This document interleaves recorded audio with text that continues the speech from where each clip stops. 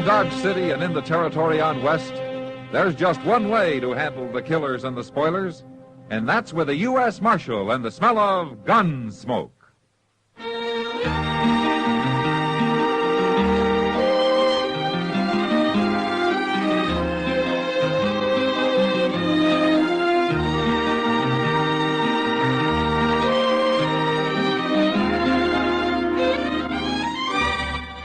Gunsmoke, starring William Conrad.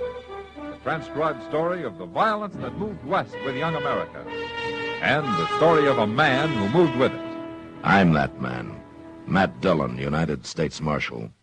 The first man they look for and the last they want to meet. It's a chancy job, and it makes a man watchful.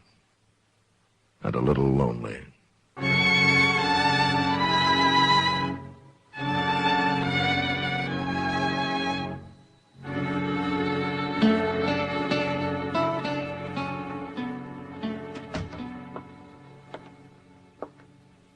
Matt. Oh, Matt. Where are you? Sit down, Doc. I'll be right in. Oh, well, thank you.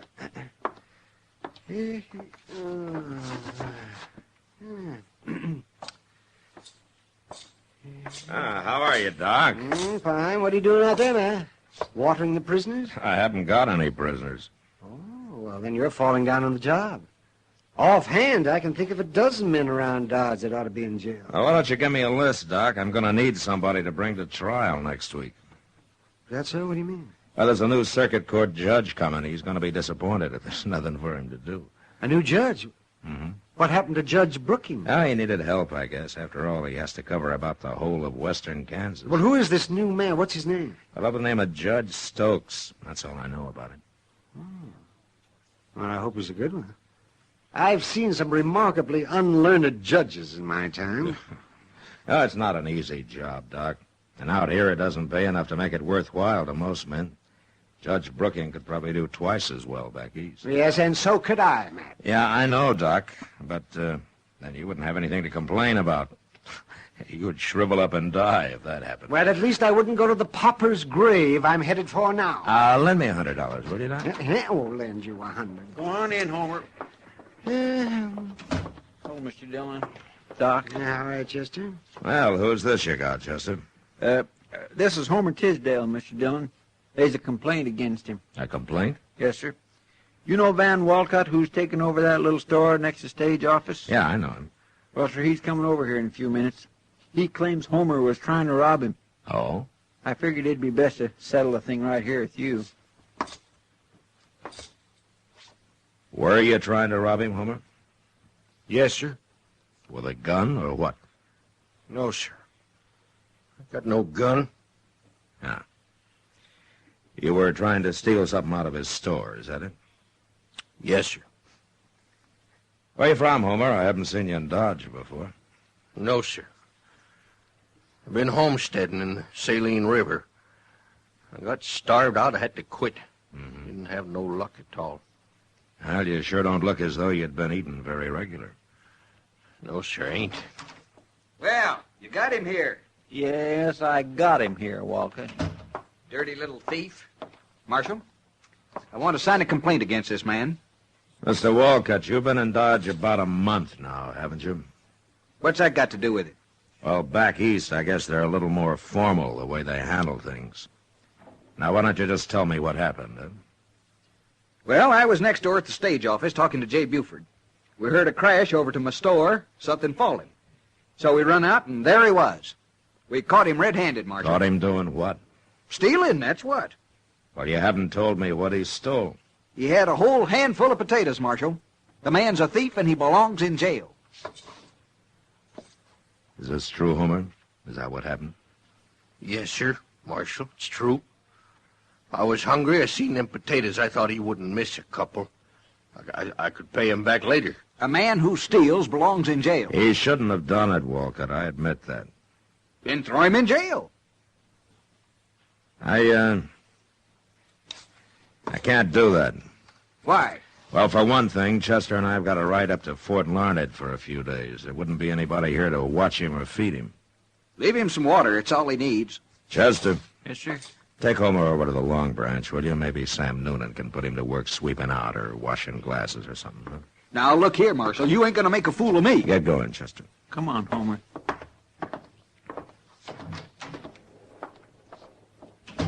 Now, look, Marshal, I'm telling you... Mr. Walcott. Why don't you go back to your store, Maybe somebody's found a few pennies and wants to buy that handful of potatoes.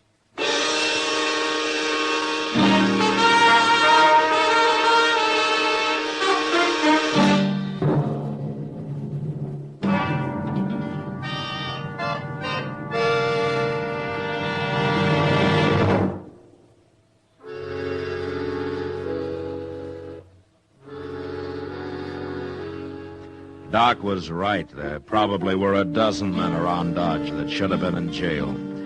But if the law was going to start locking up men like Homer Tisdale, I figured they wouldn't need me to handle the job. At least that's what I thought on the way to Fort Larned. It was 4 days later when we got back, and I found out different. We were riding up Front Street, past the stage office, when Jay Buford, the stage company manager, and Van Walcott spotted us, started yelling. I had Chester take my horse while I got down and went over to see what they wanted. You came back just in time, Marshal. If he'd done what I said, it wouldn't have happened. I was just telling Walcott if you didn't get back today, we'd have to do something ourselves. What's the trouble, Buford? Murder. Murder and robbery, Marshal. Right there in the stage office. Charlie Reynolds is dead and $10,000 is gone. Happened this morning. Hold up. It was about 8 o'clock, Marshal. And I just opened up my store and gone into the stage office to say good morning to Jay. He was standing there talking to Charlie Reynolds, and I no sooner got inside than the voice out back yelled at us to throw up our hands. We did, too. And then this gunman come forward, wearing a mask. Knew right where the money was, too. I had it in the treasure box waiting for the stage to go north, Marshal. He opened it up. It was all bills. And he scooped them out into his pocket, and then he stood there, Marshal. And he told us not to try to follow him. And then before he could even move, he pulled the trigger on poor old Charlie Reynolds and killed him. Just like that, no reason at all. You didn't follow him, he got away. Who's gonna follow a killer like that? We ain't crazy. Any idea who it was? You bet we do. Who? That mask didn't hide nothing. Well, who was it? Homer Tisdale. What? Plain as day, even if he hadn't spoke. Homer ain't so meek as he looks, Marshal. He's a killer, that's what he is. All that other's just pretending. You should have put him in jail first off. Any idea where he is? Must be halfway to Texas by now. But you better find him, Marshal. Yeah.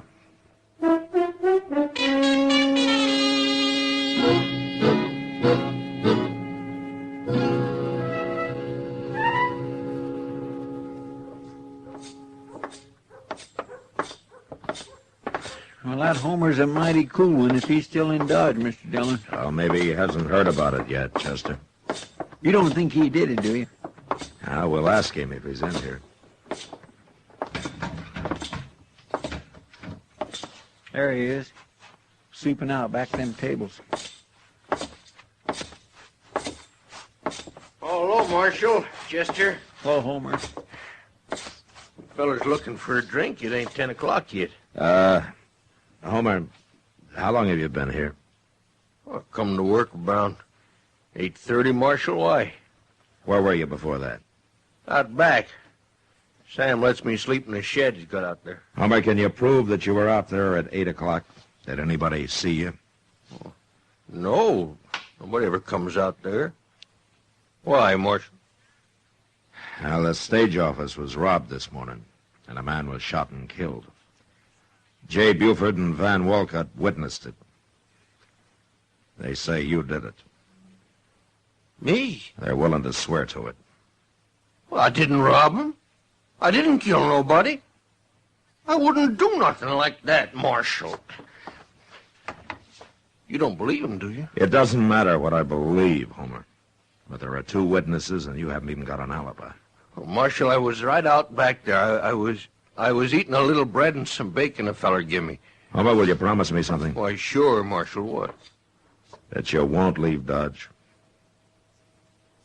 Oh, I'm in bad trouble, ain't I? Yeah. I won't run, I promise.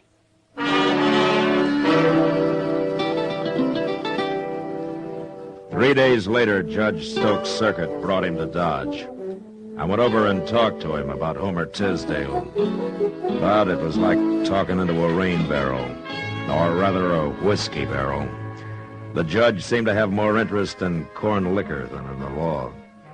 And all I could get out of him was that a jury would have to decide the case. So the following Monday morning, court was opened in an old dance hall across the railroad tracks. A jury was sworn in, and Judge Stokes took over. First, he put Van Wolcott on the stand, then J. Buford. Chester and I sat with Homer and watched. Hey, Marshal, there's something I don't understand. What, Homer? Well, this judge, he's been talking to Wolcott about me, and now he's going to talk to Buford. Yeah? Well, ain't he going to ask me nothing? Oh, sure, he'll put you on the stand, but you'll have your own lawyer to help you. Well, what? That man sitting right over there, he's the lawyer the judge appointed to defend you. Oh. Well, how can he help me? He ain't even talked to me. He won't know what to say. Well, he will talk to you, Homer. I guess there's no hurry about it. Mr. Dillon, I never seen that lawyer before. Did you? No, he's a stranger to me, too, Chester, but Judge Stokes seems to know him. Well, what I don't understand is why they ain't no persecutor. It's prosecutor, Chester. But I asked the judge about that, and he said that there was no need for one. Well, I guess he knows what he's doing. Buford's sworn in now. Let's listen. Now, Mr. Buford, we've heard the testimony in detail from Mr. Wolcott, so to speed things up a little, I'll just ask you a few questions. Yes, sir. You were at the stage office when the holdup took place, right? That's right, Your Honor. And you saw everything Mr. Wolcott saw, is that right? Yes, sir. The bandit came in, took $10,000 in bills out of the box, and then shot and killed, what's his name? Charlie Reynolds, Your Honor. Charlie Reynolds.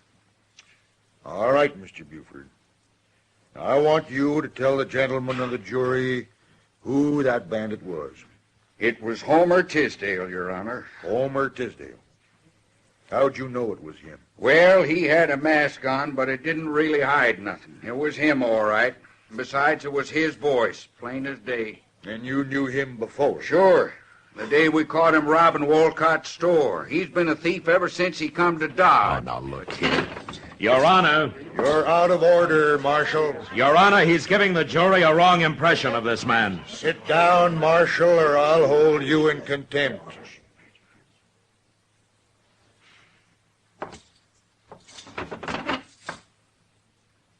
That's better. The jury is competent to judge the evidence, Marshal. All right, Mr. Buford, you may step down. Yes, sir. We'll now hear from the defense. Take over, Mr. Shipp. Yeah, but, Marshal, he didn't ask me nothing. You said he would. Wait a minute, Homer. Let's see what your defense says about it. May it please the court and the gentlemen of the jury, you've heard the evidence. I rest my case. Why, that ain't no defense, Mr. Dillon. What's he mean, Marshal? He's sitting down already. Mr. Dillon, he can't do that. Silence Marshal, in the court. Silence! The jury will retire to consider the evidence, and it will return with its verdict in, say, a half hour. And it had better be the right verdict, or I'll hold you all in contempt. Now get to work. I don't understand this, Marshal. I thought a man had a right to say something for himself. Yeah, so did I, Homer. Well, now, that defense feller, he sure didn't help none. Where's Judge going now? Outside for a drink, I expect. You wait here with Chester. Well, you talk to him, will you, Marshal, and tell him I didn't do it. I'll be back.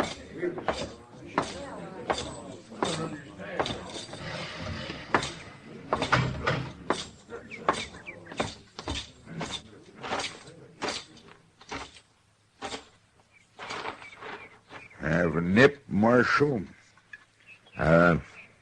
No thanks, Judge. I always like to get the jury out. It gives a man time for a little refreshment.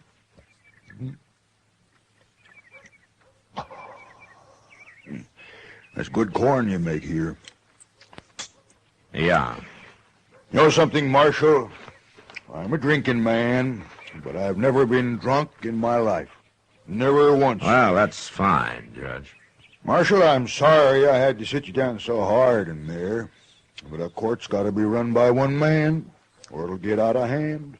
I know. I've seen it happen. I've seen some things happen in court, too, Judge. But I never saw an accused man not get a chance to defend himself before. You heard the evidence, Marshal. What defense could he make? It'd just be a waste of time. Oh, I see. I want to get this trial over with. I got to take the Santa Fe up to Abilene at midnight, and that doesn't give me much time to see Dodge, does it? No, I guess it doesn't. In fact, a half hour is too long for that jury. I'm going to call him back now. If you'll excuse me, Marshal. Sure. Oh, maybe you'll change your mind and have a drink with me after, hmm?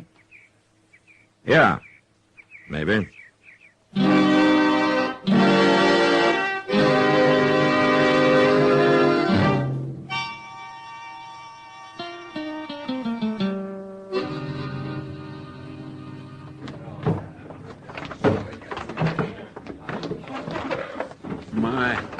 He sure didn't give that jury much time, did he, Mr. Dillon? No, he didn't, Chester. Marshal, what do you think they'll say? They haven't much choice, Homer. Well, gentlemen, have you reached a verdict? We have, Your Honor. Let's hear it. We find the defendant, Homer Tisdale, guilty. Homer Tisdale, stand up. I ain't guilty. I didn't do nothing. Stand up, Homer. Go on. Well, it ain't fair.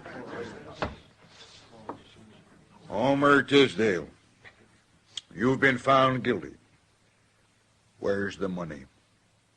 What'd you do with that $10,000? I ain't got it, Judge. I didn't take it. Honest. Silence! Since you won't tell us where you buried that money, I'm going to sentence you. For robbery, you get 20 years in prison. 20 years? But you'll never serve them, Homer Tisdale. You're a double-dyed monster, and your hands are steeped in human blood. Creatures of your like aren't fit to live. Away with you. For murder, I sentence you to be hanged by the neck until you are dead. Sure, I Court didn't. dismissed. Marshal, did you hear? Marshal, did you hear what he said? Well, I ain't never seen nothing like that, Mr. Dillon. There might just as well have not been no trial at all. Take Homer to jail, Chester, and keep him there. It ain't right, Mr. Dillon. It ain't right at all. Do it, Chester. Yes, sir. Where are you going? I'm going to have a drink with Judge Stokes. What? Yeah. We're going to become real good friends.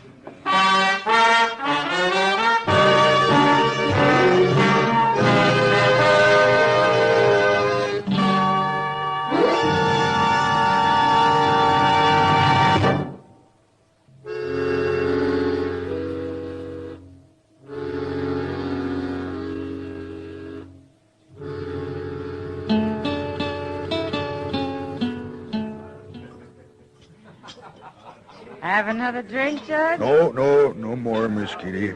I've got to be going. Go on, pour him one, Kitty. He's got an hour yet before his train leaves. Sure. You'll have another, Judge. But There.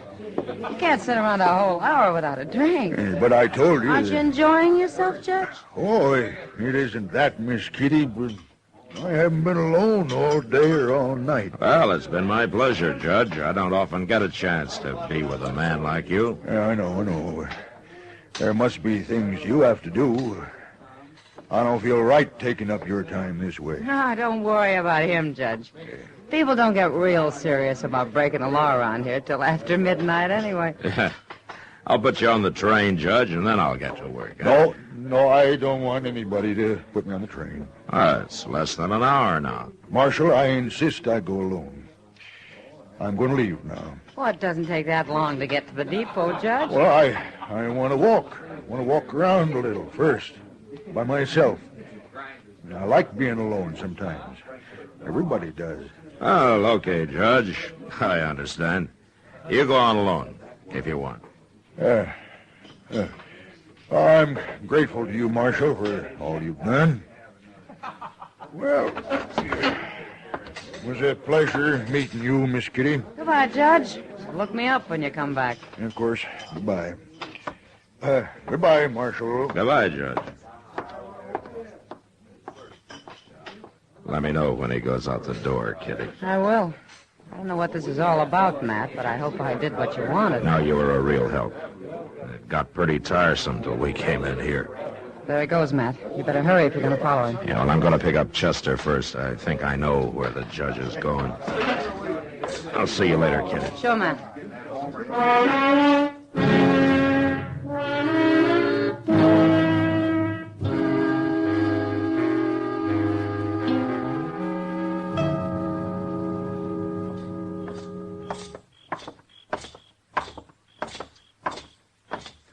Gracious, it must have drove him crazy, Mr. Dillon. You dogging him around that way. Well, it worried him some, Chester. That's how I knew I must be right. Here we are. We'd better watch through the side window or they'll see us. Yeah.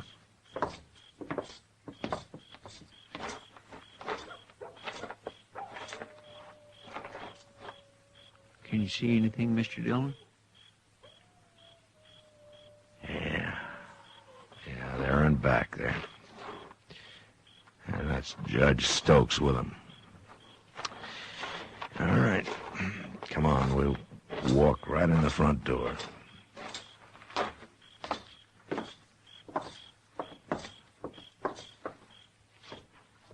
Now, look, Chester, you get to one side when we go in, huh?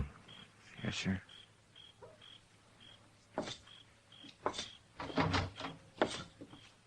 Who's that out front? Hi, Dad. It's Dillon. What's he doing here?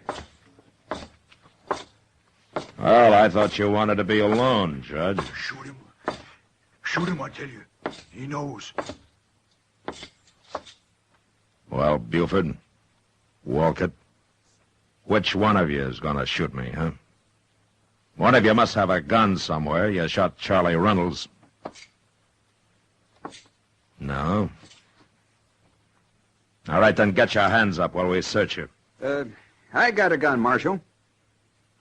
Here. I'll give it to you.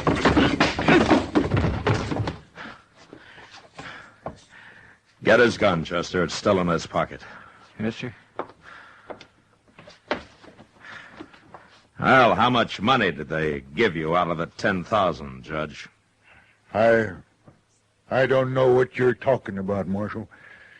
But I'll have you in court for this. I'll be in court with you in front of Judge Brooking. You overplayed your hand today, Judge Stokes, you and that bought defense lawyer. And I'll find him before the night's up. You wouldn't dare arrest a judge. Who ever heard of such a thing? Well, now, I guess maybe a judge is a pretty important man, isn't he? He certainly is. Yeah. Well? I'll tell you. Since you are the most important man here, I'm going to give you a cell by yourself. You can have Homer Tisdale's. He won't be needing it anymore. Now, get moving.